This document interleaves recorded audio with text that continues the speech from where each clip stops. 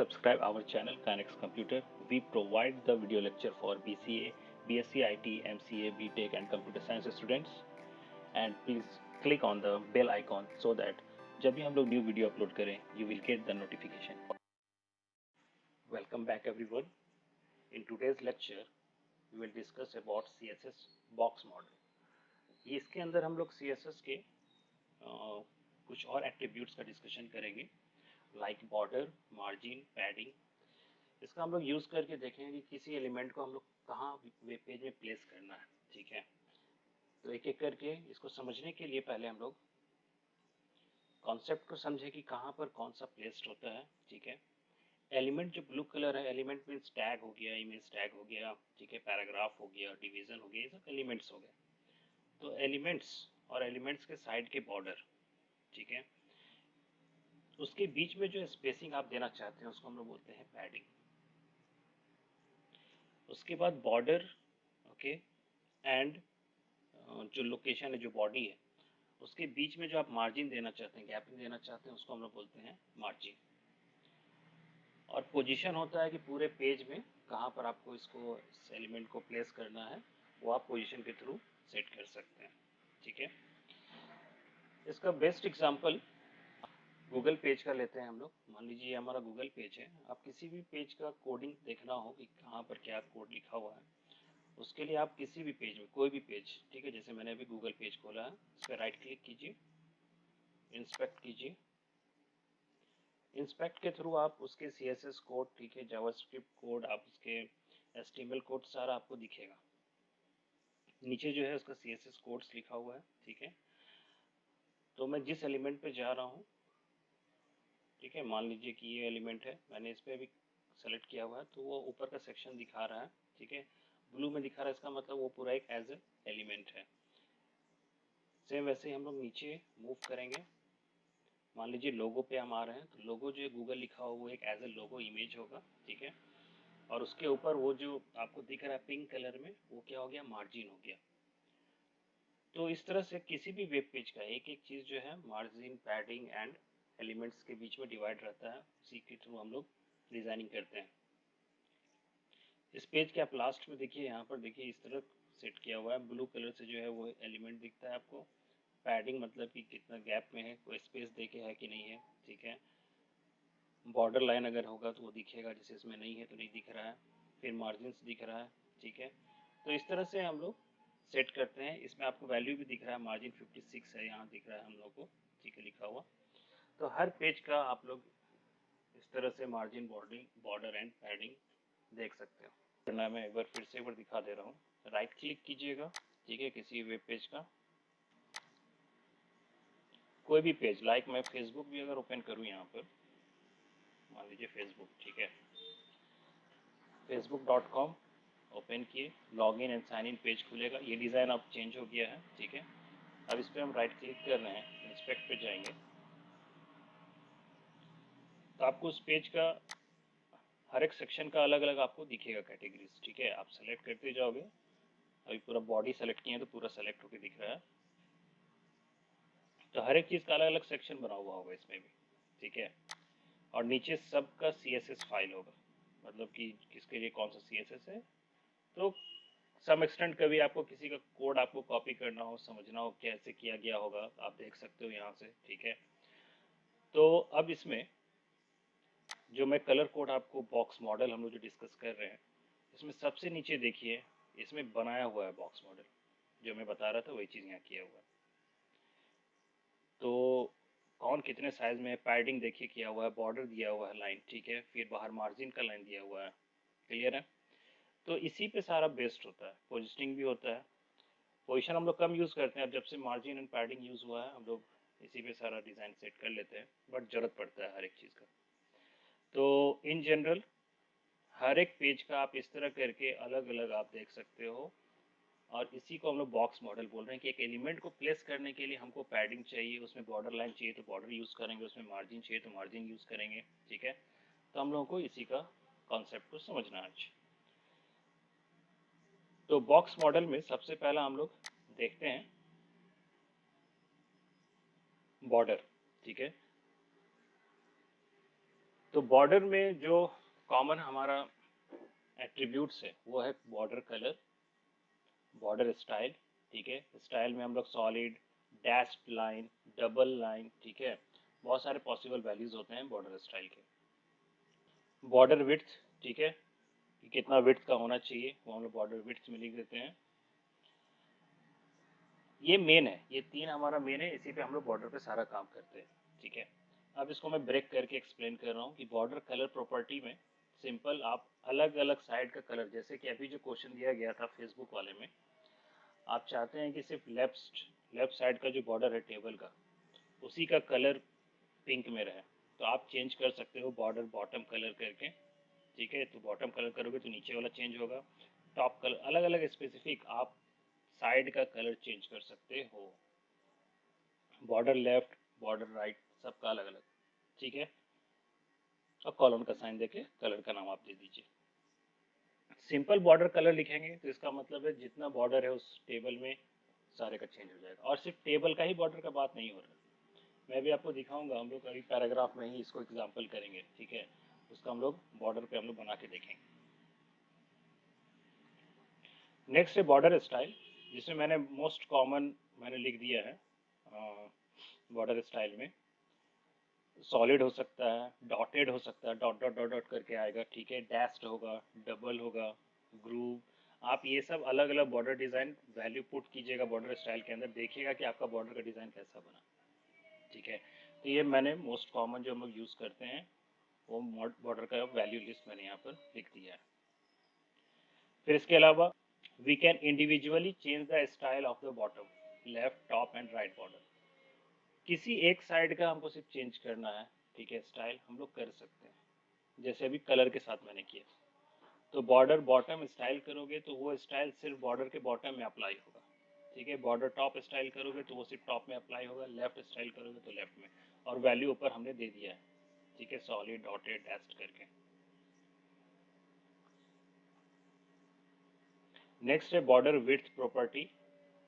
Same वही चीज़ है कि विड्थ जो है आप कितना देना चाहते हैं, तो इंडिविजुअली भी आप चेंज कर सकते हो सबका विड्थ, ठीक है, बॉटम का अलग, टॉप का अलग, सबका अलग अलग आप कर सकते हो, ठीक है, लेफ्ट का, राइट का। तो नॉर्मल प्रॉपर्टीज़ है, हम लोग अभी अप्लाई करके भी देखेंगे चीज़ों को। और एक शॉर्ट हैंड, मतलब कि सिर्फ बॉर्डर लिख देंगे, खासकर ये शॉर्ट हैंड हम लोग ये जब ओवरऑल में अप्लाई करना हो तब यूज़ करते हैं। तो इस तरह से हम लोग अभी बॉर्डर अप्लाई करेंगे, ठीक है। आगे बढ़ते हैं, पहले नेक्स्ट देखते हैं मार्जिन। मैंने पहले ही आपको डिज़ाइन में समझा दिया है कैसे सब चीज़ होता है। तो वही बॉडी स्क्रीन से कितने गैप पे आपको एलिमेंट को पुट करना है, ठीक है, लेफ्ट से कितना आप छोड़ के आप चाहते हैं, टॉप से कितना छोड़ के आप नीचे लिखना चाहते हैं, वो कहलाता है आपका मार्जिन, ठीक है।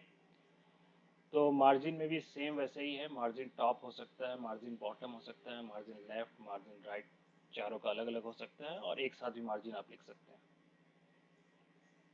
मैं अलग एग्जांपल से समझाया हूँ, जैसे पैराग्राफ है जिसमें मार्जिन मैंने 15 px लिखा है, इसका मतलब पैराग्राफ स्टार्ट होगा 15 px। अब कहाँ से 15 px, जब 15 px सिर्फ लिख दिए हैं तो ये लेफ्ट का 15 बोल रहा है कि टॉप का, कि बॉटम का, कि राइट का, वो अगर 50 लिख रहे हैं इसका मतलब है इसके चारों साइड के मार्जिन जो है 15 px से गैप पे रहे। इसका मतलब है पी के बाद अगर कोई अगला एलिमेंट होगा तो वो 15 px गैप छोड़ के होगा, ठीक है, क्योंकि उसके राइट में भी 15 px हो गया है, बॉटम में भी, लेफ्ट में भी, चारों तरफ से। नेक्स्ट है परसेंटेज में भी वैल्यू दे सकते हैं।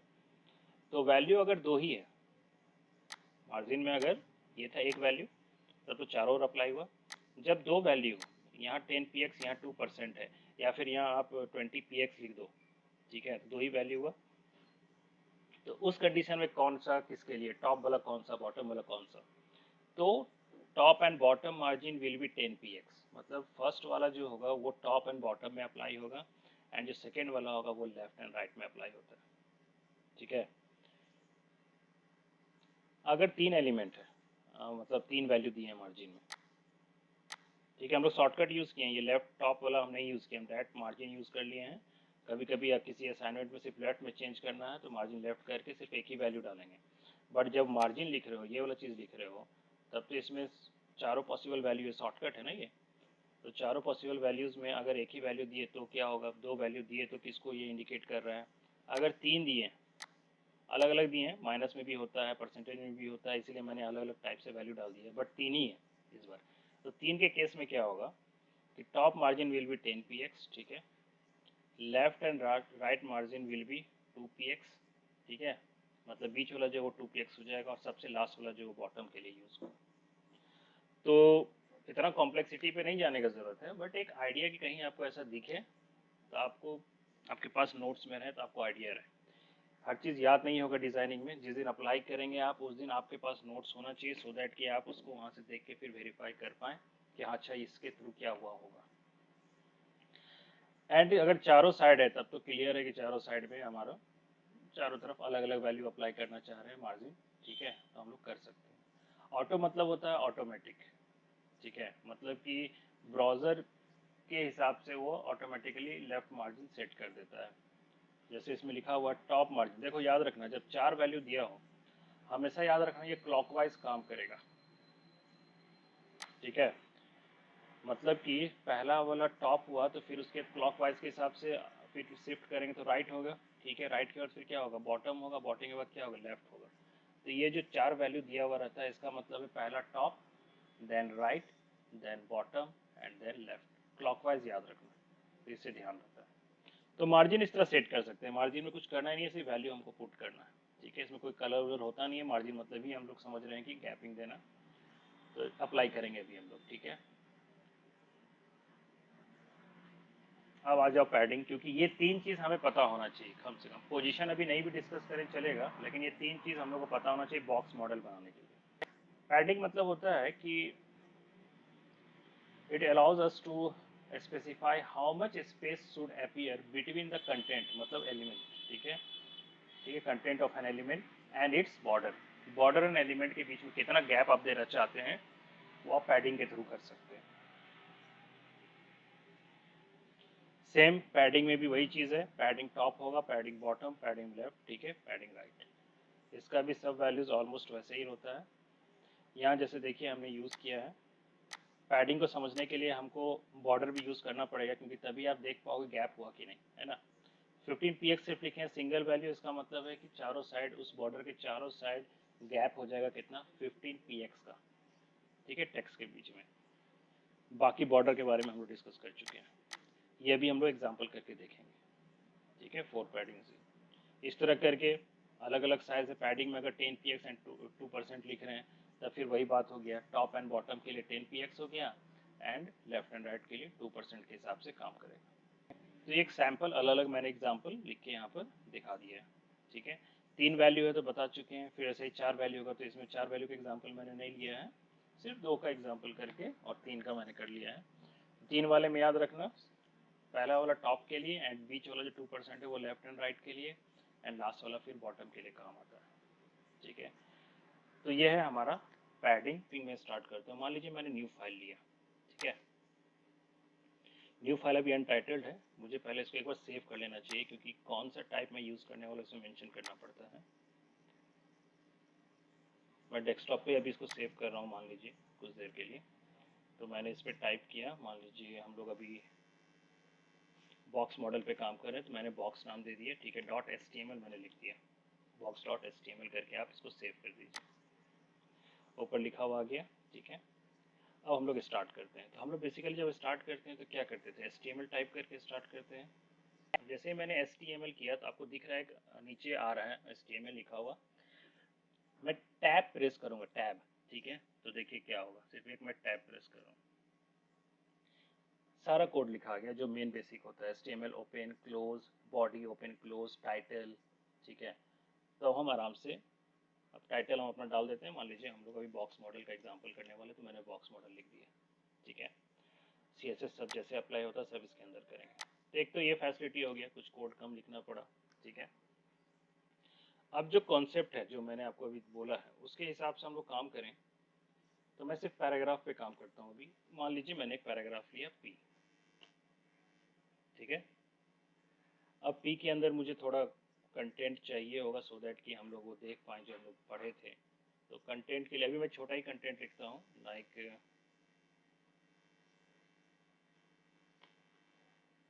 I am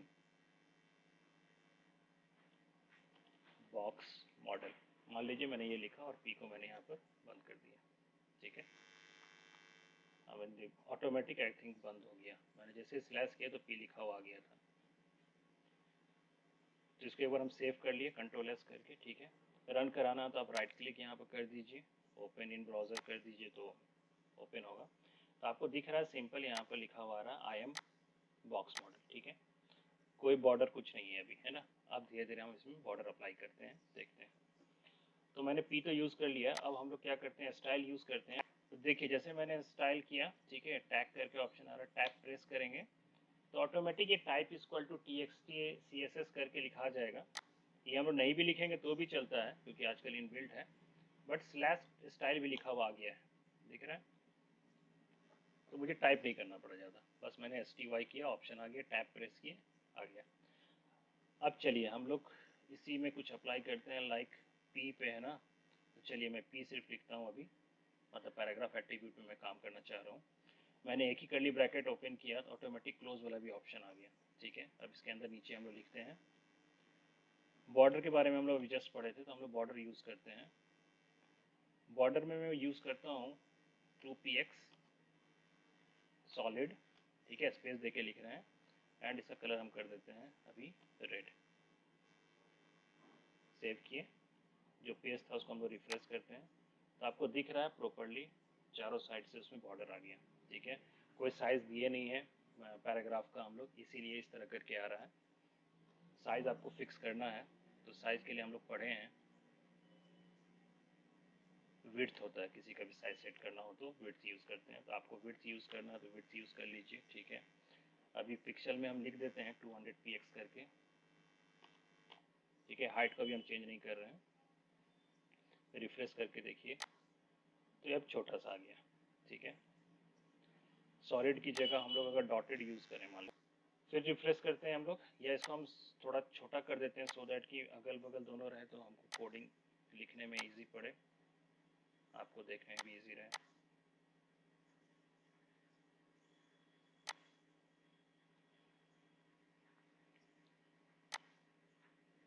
ठीक है,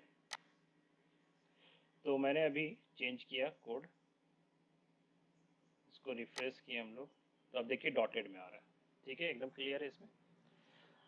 अब चलिए इसमें हम लोग बॉर्डर का यूज़ कर लिए, अब हम लोग थोड़ा मार्जिन को यूज़ करके देखते हैं क्या करता है मार्जिन। चलिए मार्जिन यूज़ करते हैं, मार्जिन, ठीक है, कॉलन का साइन दिए। मार्जिन मैं देता हूँ अभी आई थिंक 50px करके देखते हैं पहले कि कितना गैप क्या होता है, चेक करते हैं। 15px, ठीक है, सेव किए, इधर रिफ्रेश करते हैं तो आप देखिए थोड़ा शिफ्ट हो गया, नीचे आया। इसका मतलब ये टॉप से भी 50px ले रहा है, लेफ्ट साइड से 50px ले रहा है। अब आपको चेक करना है कि सही में ये लिया कि नहीं, तो मैं अभी आपको इंस्पेक्ट करना सिखाया हूँ, ठीक है। राइट क्लिक कीजिए, इंस्पेक्ट कीजिए, क्लिक कीजिएगा, ऑप्शन आ गया, ठीक है। आप जिस पे भी क्लिक करोगे आपको दिखेगा, जैसे भी देखो मैंने बॉडी पे क्लिक किया, बॉडी में ये पी लिखा था, पी पे मैंने जब क्लिक किया है तो पी में साफ साफ दिख रहा है कि पी इज़ अ एलिमेंट, तो ब्लू कलर है, ठीक है। और उसके साइड वाले जितने हैं जो कि पिंक कलर में दिख रहे हैं वो क्या है, एज अ मार्जिन है। इसमें से राइट साइड जो आप लोग देख रहे हैं, राइट साइड आपको दिख रहा है कि बहुत सारा गैप है, तो ऑब्वियस बात है हम मार्जिन लिए हुए हैं 15px, ठीक है। लेकिन राइट तो पूरा एलिमेंट बहुत बड़ा सा है, मतलब डॉक्यूमेंट है, तो डॉक्यूमेंट के हिसाब से इधर वाला भी उसमें इंक्लूड हो जा रहा है, ठीक है। बट अगर इसके बगल में कोई और हम नेक्स्ट एलिमेंट डालेंगे तब फिर मार्जिन और आपको इफेक्टिवली दिखेगा। अच्छा, किसी को टेस्टिंग करना है ना, मैं जो बार बार कोड चेंज कर रहा हूँ, आप गूगल का भी जाके आप वहाँ भी कोड चेंज कर सकते हो, इसमें टाइप करना हो तो हम कर सकते हैं। जैसे देखिए मैं मार्जिन यहीं पे बढ़ा रहा हूँ 100px, ये लेकिन सिर्फ पढ़ने के पॉइंट ऑफ व्यू से, ठीक है। जैसे मैंने 100 किया, देखो यहाँ पर ये आ गया चेंज। याद रखना ये सिर्फ अभी पढ़ाई के, वहाँ पर अभी 50px है, ठीक है, जहाँ हम लोग किए हैं वहाँ पर अभी क्या है 50px। बट नहीं होता है कि आपको एग्जैक्ट समझना है कि अभी कितने वैल्यू पे ठीक लगेगा, कहाँ पर ठीक लगेगा। तो आप इंस्पेक्ट खोल लीजिएगा, उसके बाद अपना कोड पे आप चेंज कीजिएगा, ठीक है। जैसे मैं अभी डॉटेड हटा रहा हूँ यहाँ से, इस ब्राउजर में जाके सिर्फ अभी कोड चेंज किया तो ये सॉलिड में आ रहा है। बट एक्चुअली मेरा जो कोड जहाँ सबलाइन में लिखा हुआ है, जहाँ भी एडिटर में, वहाँ अभी भी वही है, ठीक है, वो चेंज नहीं हुआ। तो ये तब यूज़फुल है, ये जो मैं भी आपको टेक्निक बता रहा हूँ, ये बता रहा हूँ कि आपको, क्योंकि डिज़ाइनिंग चीज़ है ना, तो कौन सा कलर अच्छा लग रहा है, कौन सा क्या लग रहा है, आप यहाँ पर बार बार चेंज करके देख लो, फिर फाइनली जो कोड फिक्स हुआ उसको फिर आप वहाँ पर राइट डाउन कर लो। ठीक है, तो ये सब छोटा सा कभी टेस्टिंग करना हो, खासकर माइनर वैल्यू डालने के लिए, मार्जिन कितना रखे हैं, ठीक है, तो बार बार आप चेंज करोगे, सेव करोगे, रिफ्रेश करोगे, उससे अच्छा है कि आप पहले एक बार टेस्ट ही कर लो यहाँ पर। ठीक है, जो भी मार्जिन आपको ठीक लग रहा है उसके हिसाब से आप अप्लाई कीजिए। इसी में पैडिंग यूज़ करते हैं। तो पैडिंग का पर्पस क्या बताया हमने, पैडिंग लिखे, ठीक है, आप ठीक से देखिए आई एम जो लिखा हुआ वो बॉर्डर लाइन से क्या एकदम सटा हुआ है। ठीक है, तो हम चाहते हैं कि उससे कुछ गैप में रहे, तो हम उसको गैप दे रहे हैं थोड़ा सा, मान लीजिए 10 px करके देखते हैं। सेव किए, यहाँ रिफ्रेश करते हैं, तो आई एम जो लिखा हुआ है, ठीक है, वो आपका देखिए अब गैप में आ रहा है और चारों तरफ से गैप आ गया है। ठीक है, क्यों चारों तरफ से आया है, क्योंकि मैंने 10 px लिखा है तो वो चारों साइड अप्लाई हुआ, तो इस साइड भी अप्लाई हुआ है, बट बॉर्डर का साइज लंबा है। ठीक है, क्योंकि हम लोग विड्थ जो है 20 px लिखे हैं, इसीलिए इस तरह करके दिख रहा है राइट साइड वाला। लेकिन याद रखो, किसी भी एलिमेंट को पोजिशनिंग करना हो, ठीक है, या फिर आपको गैप देना हो पैडिंग, तो टॉप एंड लेफ्ट ये दो वैल्यू से सारा काम हो सकता है। ठीक है, राइट और डाउन का जरूरत एकदम रेयर पड़ता है, नहीं तो नहीं पड़ता। आप टॉप एंड लेफ्ट से पोजीशनिंग कर सकते हो, किसी का भी मार्जिन में भी, पैडिंग में भी, कहाँ कितना गैप करना कर सकते हो। अब अगर मैं मार्जिन में कर दूं, मार्जिन में टॉप लिख रहा हूँ 15 px, ठीक है, सेव किए, रिफ्रेश करते हैं, तो लेफ्ट फिर इधर ही वापस आ गया, क्योंकि अब हम सिर्फ किस में मार्जिन सेट किए, टॉप वाले में, तो टॉप से वो 50 px ले रहा है। ठीक है, सेम पैडिंग के साथ करते हैं। मान लीजिए मैं पैडिंग में सिर्फ लिखता हूँ लेफ्ट, कि लेफ्ट से आप 10 px हो जाइए, तो रिफ्रेश करते हैं, तो लेफ्ट से आपका 10 px है, देख रहे हो आई एम थोड़ा गैप में, बट ऊपर और नीचे का क्या हो गया, गैपिंग हो गया। तो अब आप लोग कोई टेबल बना रहे हो, तो आप ये कॉन्सेप्ट पे काम कर सकते हो टेबल में। ठीक है, जिसमें कि आपको इशू नहीं आएगा इसमें। तो ये डिवीजन में भी यूज़ हो सकता है, डीप में भी यूज़ कर सकते हैं आप, H1 में यूज़ कर सकते हैं, ठीक है, इमेज में यूज़ कर सकते हैं, हर जगह ये बॉर्डर अलग प्रॉपर्टी एक सेट किया गया है, किसी में भी ऐसा नहीं है कि सिर्फ टेबल में। ठीक है, सेव किए, रिफ्रेश करते हैं, आप देखिए सिर्फ लेफ्ट का लाइन ड्रॉ हो रहा है। ठीक है, तो इस तरह से हम लोग डिज़ाइनिंग को यूज़ कर सकते हैं।